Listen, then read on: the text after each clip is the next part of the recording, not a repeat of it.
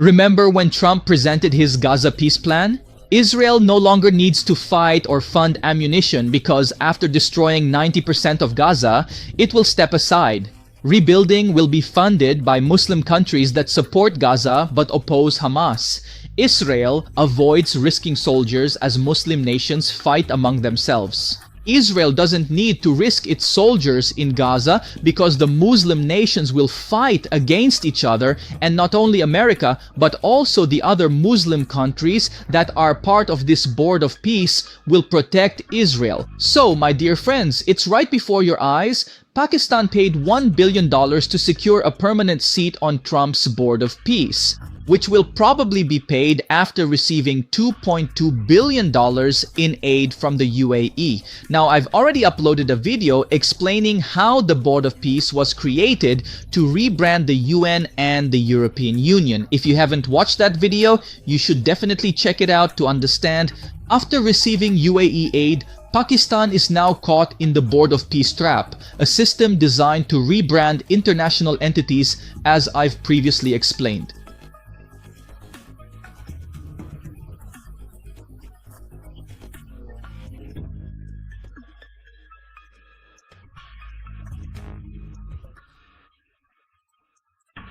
What is going to happen next? So, in today's video, we will find out where all of this started and where it will end.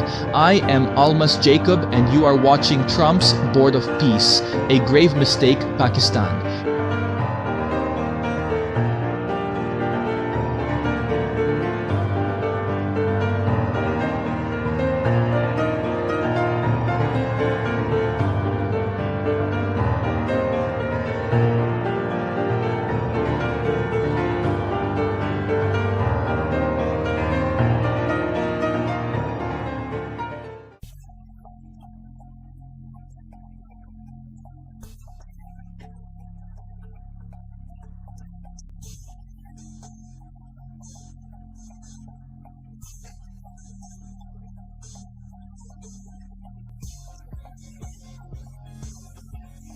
In the 2025 India-Pakistan war, the US stayed neutral.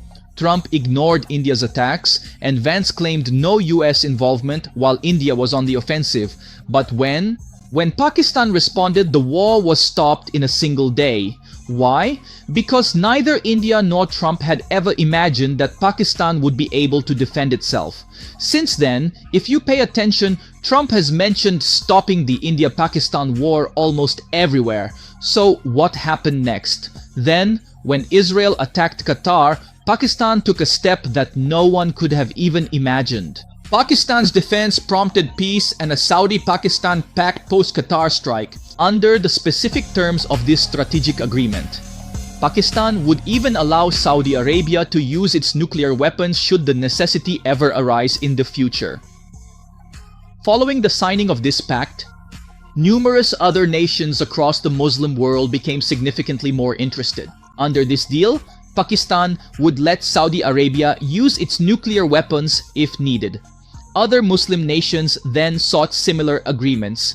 Consequently, Trump praised Prime Minister Shehbaz Sharif and Field Marshal Asim Munir globally. Donald Trump even went as far as to say about General Asim Munir that Asim Munir is my absolute favorite field marshal.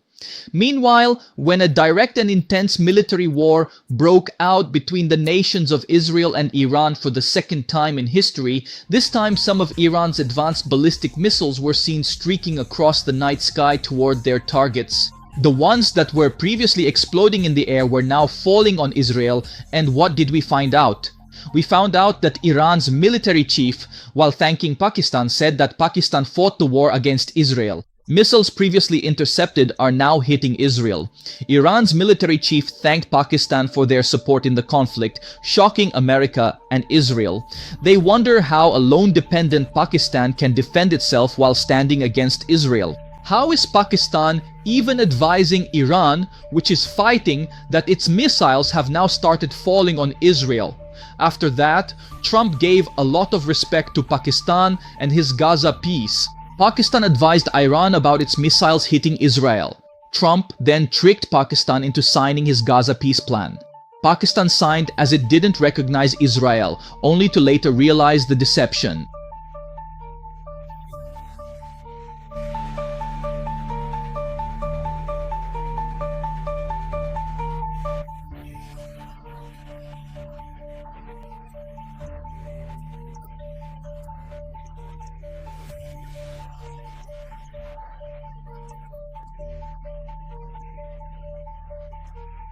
Pakistan rejected Trump's plan for a losing deal they initially accepted. Israel put joining Trump's Board of Peace on hold, saying that they could not join it yet because, according to Israel, Pakistan could not be trusted. Israel paused joining Trump's Board of Peace, citing distrust of Pakistan, whose parties support Hamas. Israel noted that just a week after the October 7th attack, Hamas representative Dr. Naji Zahir visited Pakistan with Maulana. He went to meet Maulana Fazlur Rahman, and on November 2nd, 2023, a conference named Tufan-e-Aqsa was held. After that, for 12 days, protests continued in Karachi, which were again organized by Maulana Fazlur Rahman. In this picture, you can see Maulana. He met Maulana Fazlur Rahman for the November 2023 Tufan-e-Aqsa conference. Afterward, Rahman organized 12 days of Karachi protests. This photo shows him with former Hamas chief Ismail Haniyeh. Israel reports terrorism incidents. Because according to Israel, Pakistan supports terrorism. That is also why India did not sign Trump's Board of Peace, because Pakistan was joining. Now, all of this is moving in that direction.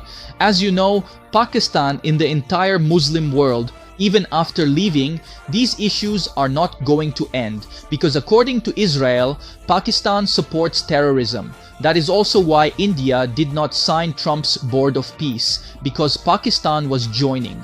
Now, where is all of this heading? So, as you know, to demonstrate their loyalty and show that they do not support terrorism, they will be made to fight alongside Iran in Gaza, and in this, Pakistan will be weakened both economically and militarily. To demonstrate their loyalty and to show that they do not support terrorism, they will be made to fight alongside Iran in Gaza, and in this, Pakistan will be weakened both economically and militarily. The whole game is once again being brought back to the same script, where the theft of nuclear weapons will be shown and Pakistan's nuclear weapons will be portrayed as a threat to the world. Now, if you see news claiming that Pakistan's nuclear weapons are a threat, you should understand what's going on. Again, staged nuclear theft frames Pakistan, signaling Israel and America's final push to seize their assets. He will try to hollow out Pakistan from within. Israel's real objective is to establish Greater Israel in the Middle East by Israel's real objective is to establish Greater Israel in the Middle East, to prove itself as a power, and to build their third temple. They believe that once they build this third temple, their Messiah will appear. And in this way, Israel will rule over the entire world forever.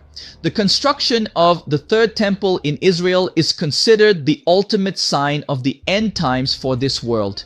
Because after that, the world will have only 7 years left, after which Jesus Christ is supposed to return. That is why, if we look at these circumstances and events, this sign means the world has only 7 years left before Jesus Christ returns. Do not ignore these events. Watch these events closely and stay alert, because our King, Jesus Christ, is coming back soon.